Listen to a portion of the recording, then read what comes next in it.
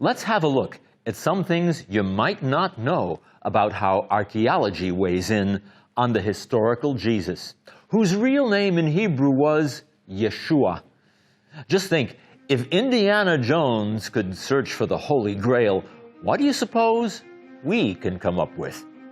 To begin, what about the tradition that Jesus was born in a little town in Judea as related by the Gospels and recounted every year during the Christmas season?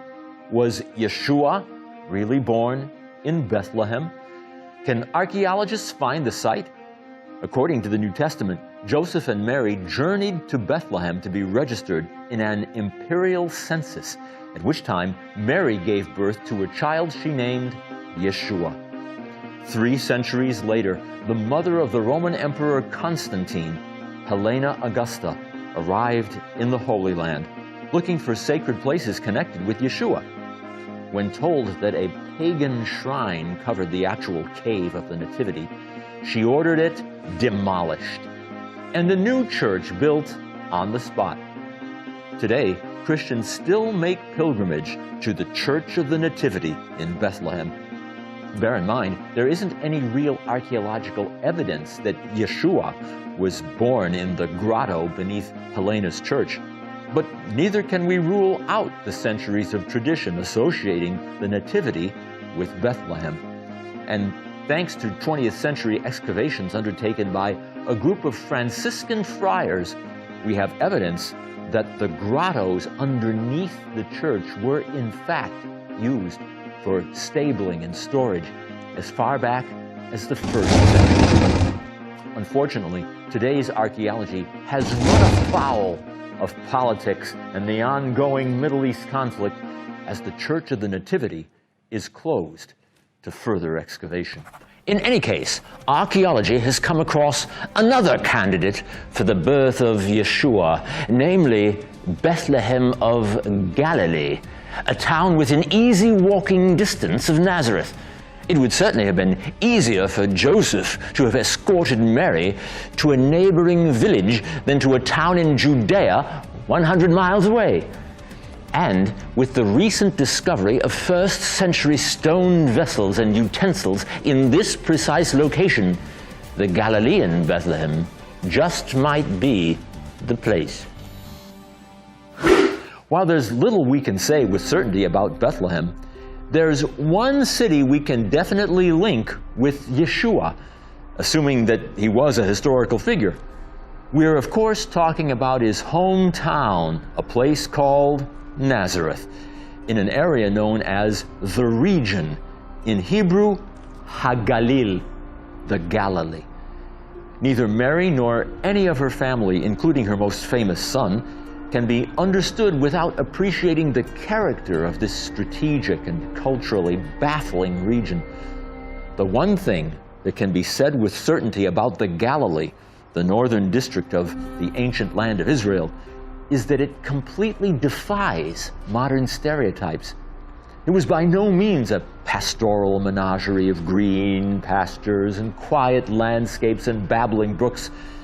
It was considered a troublesome region by all, including Jerusalemites and Judeans in general, who frequently denigrated their unruly neighbors to the north. From the Roman point of view, this land was almost useless from an economic standpoint. It was not only remote, but much of it was barren. And unlike other Roman conquests, the native population, far from being docile peasants, were literate, had a highly developed military, religious, and cultural background, and regarded the mighty Romans as their intellectual inferiors. Today, Nazareth is the largest Arab town in all of Israel. But ancient settlements go all the way back to the Bronze Age. We also find ancient tombs from the Hasmonean period. The city was certainly abandoned in 720 BCE at the time of the Assyrian conquest of the northern 10 Israelite tribes. The question is, was Nazareth inhabited at all in Yeshua's day? That question appears to have been answered in 2009 when archaeological remains from the time of Yeshua in the early Roman period were unearthed. In 1997, ancient terraces, a wine press, and assorted pottery, all dating from the 1st century, were identified. A passage in Mark chapter 12, in which Yeshua mentions watchtowers, has long been doubted as historically inaccurate. But 1st century watchtowers have now been found in the exact vicinity of Nazareth. Today, there is so much support for Nazareth as a 1st century city that some even speculate that Yeshua may have been born there and not in Bethlehem at all. Bethlehem, after all, was the hometown of King David. So the New Testament writers may simply have been trying to link Yeshua with David. Those are the kind of issues we confront all the time. Just over the hill from Nazareth lay the prosperous, cosmopolitan city of Sepphoris. Unexcavated until recent decades, it has yielded a wealth of information as to just how sophisticated Galileans really were. From prosperous homes to ritual immersion baths, mikvehs, to a Roman theater carved into the hillside, to an elaborate mosaic floor depicting a woman of unusual charm, dubbed the Mona Lisa of the Galilee. Sepphoris is an archaeological bonanza that has revolutionized our understanding of the northern region of Israel. Make no mistake, we can't pretend to understand the people of Nazareth, including the family of Yeshua, without appreciating this prosperous city next door. Sepphoris may in fact have given employment to the family of Yeshua. Were they all carpenters, as the Gospels have led many to believe? Perhaps, though the Hebrew word for carpenter, nagar, actually means joiner, and could equally refer to one who cut and joined limestone ashlars, like those used in nearby Sepphoris. Many Nazareans may have commuted on a regular basis to Sepphoris to earn their sustenance. But far from living in pastoral tranquility, Joseph and family had to put up with the cold reality of what Galilee was becoming, a land smarting under the harshness of direct Roman rule and brimming with increasing numbers of zealots. Another town mentioned in the Gospels as a place frequented by Yeshua is called Bethsaida, long considered lost to history. But back in 1838, famed archaeologist and father of biblical archaeology, Edward Robinson, excavated a site known as Et Tel, about 1.5 miles from the Sea of Galilee. First century ruins were identified, and everything seemed consistent with the New Testament account, except for one detail. It was supposed to be located on the shore of the lake, not inland. The problem was resolved when it was discovered that the shoreline of the Sea of Galilee had actually shifted over the past 2 millennia. Back in the days of Yeshua, Et Tel would in fact have been on the shoreline. Then there's the so-called Jesus boat, an ancient craft discovered in 1986 when two brothers from an Israeli kibbutz noticed some wood protruding from the mud during an extended drought. An amazing preservation effort was launched to retrieve the boat from the muddy shoreline and eventually bring it to a museum. It was made of cedar with mortise and tenon joints, meaning that it could be dated without question to the 1st century.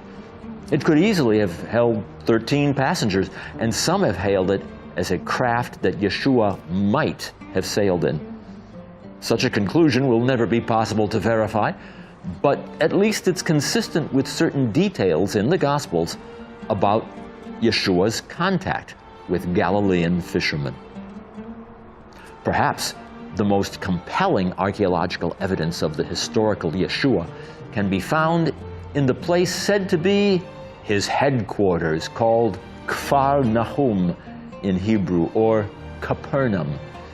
Here we have an authentic 1st century town that's been remarkably excavated. A century ago, Edward Robinson identified the remains of an ancient synagogue at the site, a synagogue explicitly mentioned in the gospel narratives. Today we know it's a 4th century synagogue. But if we look carefully, we see that it rests on a basalt foundation, and that an earlier synagogue is the one that Yeshua and his disciples would have been well familiar with. The site also teaches us a lot about ancient synagogues because the door faces Jerusalem. In modern synagogues, it's the other way around. The ark housing the Torah faces Jerusalem. By contrast, in Second Temple times, there was no permanent ark. Instead, the sacred scrolls were placed in a portable chest that was rolled into place. Capernaum was later purchased from the Bedouin by the Franciscans, who conducted impressive excavations from 1905 to 1991. Among their finds was a 5th century octagonal Byzantine church with a house church beneath. Could this be the actual house of the disciple known as Peter? The archaeology revealed that the walls had been plastered by the end of the 2nd century. Ancient fishing instruments were found within, and Aramaic graffiti had been scrawled there by the 3rd century. But others have called all that into question, arguing that the plaster may date to the 4th century, and that the graffiti may not be Aramaic at all, but Greek. That might mean that the traditions linking the church to Peter's actual house might have developed centuries after the fact, casting doubt on whether Peter ever lived here at all. Among other places connected with Jesus research, we have a site on the east side of the Jordan River with 3 5th to 6th century Byzantine churches. A skull was found there as well, leading some to speculate that this marks the spot of the headquarters of John the Baptist. Of course, there was no such thing as Christian baptism. What was being practiced was Jewish ritual immersion to attain ritual purity. Approaching the city of Jerusalem from the east, we have the ancient city of Bethany, which was indeed a Second Temple site of New Testament fame. The house of Simon the leper was said to be here, along with the tomb of Lazarus, whom Yeshua was said to have raised from the dead. Sure enough, there's a 4th century church here next to a rock tomb. But there are no benches or niches in the tomb, as we find with first century tombs. So while Yeshua may have visited this town, archaeology tells us that the sites associated with it are without question bogus. All of this brings us to Jerusalem itself. Yeshua would certainly have been familiar with Herod's temple and the Temple Mount, the last great vestige of which is the Western Wall, revered by Jews today as the holiest site in Judaism. But what about sites of Christian pilgrimage, such as the House of the Last Supper on Mount Zion? Large ashlar blocks dating from the 1st century are in fact part of the structure. Might there have been an ancient inn or tavern here renting rooms? Consequently, some ask, might there have been a 1st century synagogue here? Perhaps a Christian synagogue or even a house church?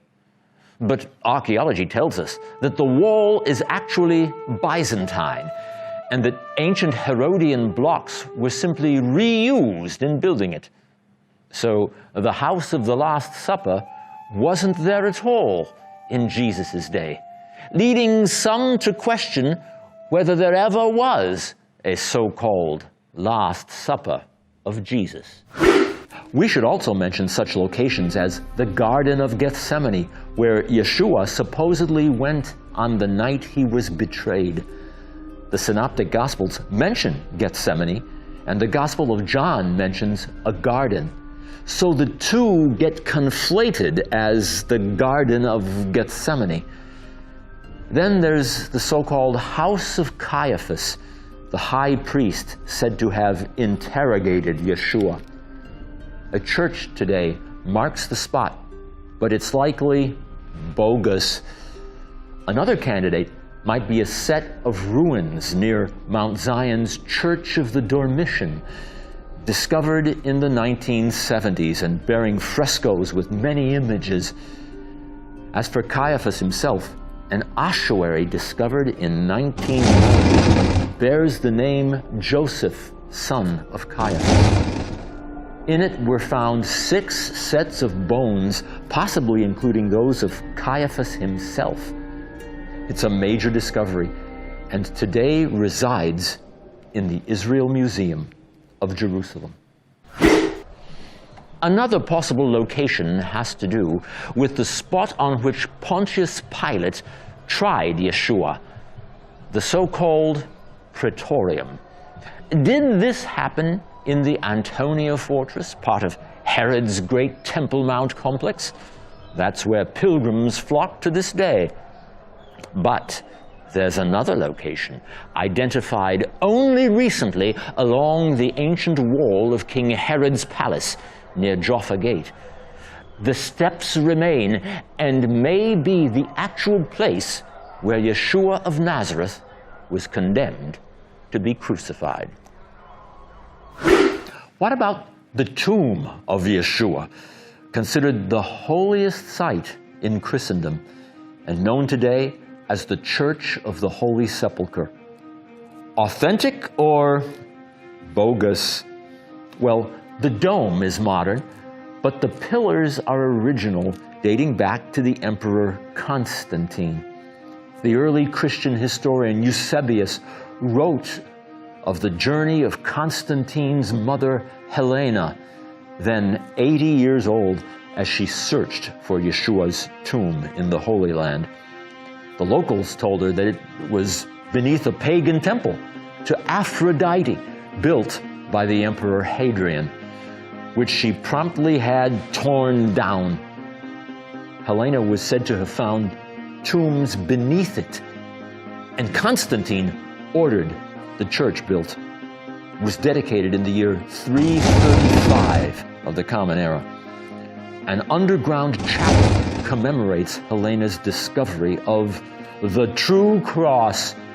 Certainly bogus, but the tombs are authentically from the 1st century and apparently carved into an area used as a rock quarry in Herod's day.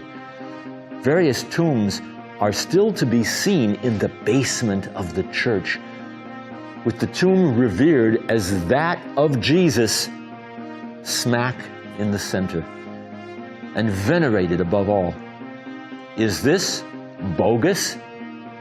Well, we certainly can't be sure that this was Yeshua's tomb, but archaeology bears out that this was definitely the general area.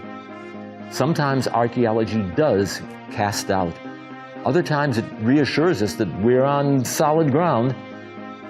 Archaeologists use the spade and the trawl. They have no theological axes to grind. The stones we uncover don't tell lies, and we have to come to grips with whatever conclusions they lead us to. That's the challenge, and that's the beauty of it all.